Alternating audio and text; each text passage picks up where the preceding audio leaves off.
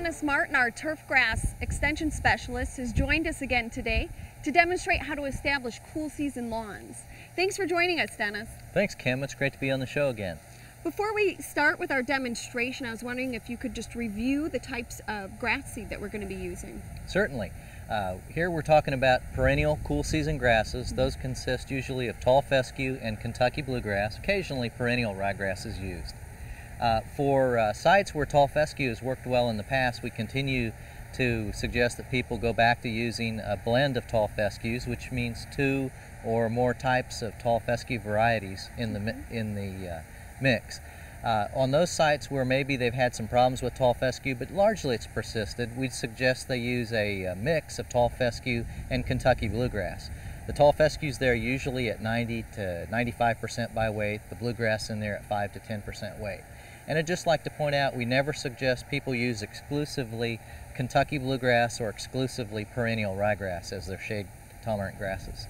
Okay. Are there other grass seeds that we want to avoid using? Yes, there sure is. Occasionally you can find mixes where annual ryegrass is involved with tall fescue or Kentucky bluegrass, and that concept is called using the annual ryegrass as a nurse grass. That really doesn't have a good place in our consumer landscapes. It's far too aggressive and dies out in summer, leaving our cool season perennial grass to look pretty poor in summer. Also in Oklahoma, we don't suggest the use of creeping red fescue because it just doesn't have the shade tolerance that we need in hot shaded sites. Okay. Now before we get started establishing the lawn, we want to conduct a soil test, is that right? That's right. That's the basic first step in any proper lawn management program. Okay, well let's get started. Right.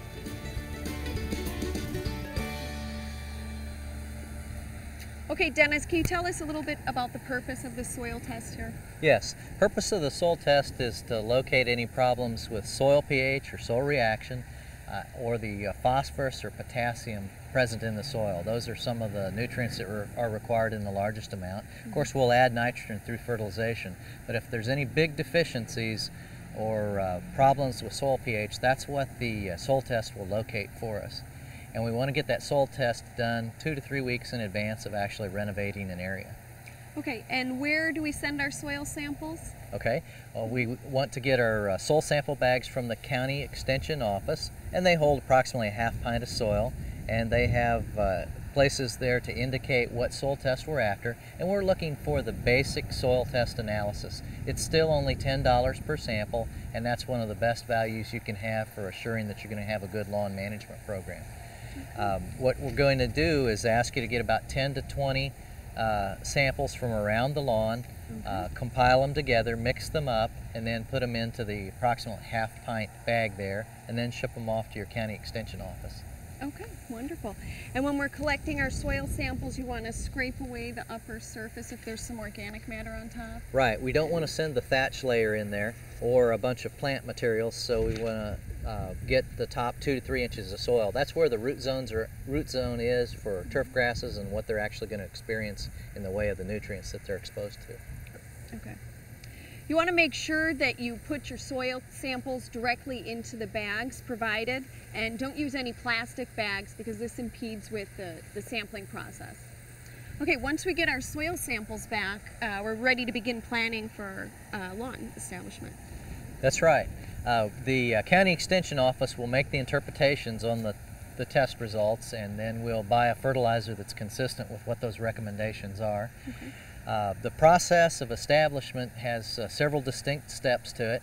If you have undesirable perennial vegetation there, that usually involves a broadcast application with the herbicide Roundup, a non-selective herbicide, and we read and follow all label directions there.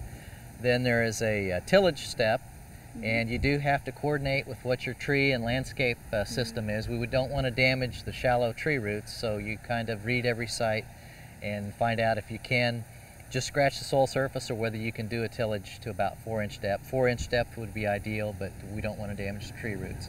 At the very least, we need to rake and scratch the site to loosen it up for the plants to root into. If we are able to till to a 4-inch depth. The next step, if the soil test determines that we had some gross deficiencies in nutrient or a pH, for instance, that's very acidic and we need lime, at that point we apply the appropriate soil amendment, and it's tilled in and mixed with the bulk of the soil. Okay. Next, we'll rake the soil, rake out imperfections. We don't want any little areas that will puddle, and we'd like to have like a 0.5% slope minimum so that water will move off the site appropriately and not puddle for us. Okay. We'll follow up with a rolling with a lawn roller. That's to firm the soil. Then we come in with another little light raking to lightly scratch the soil, break up the crust, usually followed by the seeding itself, followed by a step of application of surface fertilizer, which has the nitrogen containing component. Then we come in yet again with a roller, and that step firms the seed to the soil, gets us a good seed-soil contact. After that, if we're going to use a mulch, such as a paper mulch or a straw mulch, that's the next and final step prior to beginning our irrigation program to get the seed to germinate. Then what we need to visit about next is the types of pieces of equipment that we need in a lawn renovation or establishment project. There's several key pieces of equipment. Now, one can actually buy these at their department store, or they could go to a rental agency and rent them. A lot of times they can rent a higher quality piece of equipment because really you're not going to be using these things all the time, so you might be ahead just to rent them. Okay. What I'd like to discuss first is the two main types of spreaders of seed or fertilizer that one would encounter. Okay. The first main type is a drop type spreader. Now, we've seen Jay using this in our demonstration here. This is a commercial piece of equipment and actually heavy grade, so the consumer probably would not want to actually purchase one this heavy of grade for their case, but it's a high quality piece of equipment. Drop type spreader where the material is metered out through the bottom of the spreader. Okay. And what's the advantage of this type? The advantage of a drop spreader is they're very accurate in their application rate, and the pattern stops at a very definite point. So that brings up a very important point, that you have to know exactly where the last hole in the bottom of the hopper is, because it has to match up with your next pass as you come by on either side of where the previous pass was. Okay. The next main grouping of fertilizer spreaders are what we call the whirlybird or centrifugal type spreaders. They can be a handheld unit such as you have here.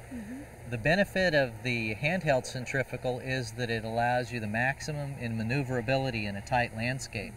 However, they don't have the ability to be calibrated real well, so you have to have your garden scale and know how much total seed that you're putting out on a known area, and you deliver the seed until it's gone from the hopper. Okay. The other type of centrifugal spreader has a more accurate metering system, and you see it here. The material falls through the bottom of the gate, and the gate size hole is controlled by a lever setting.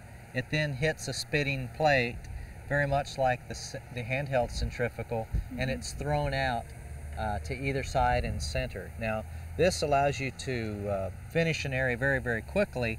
However, you have to watch where the edges of the pattern at. Sometimes you'll throw seed accidentally into ornamental beds or the garden, certainly where you don't want to get it placed. Okay. And then there were two different types of rakes used earlier. That's right.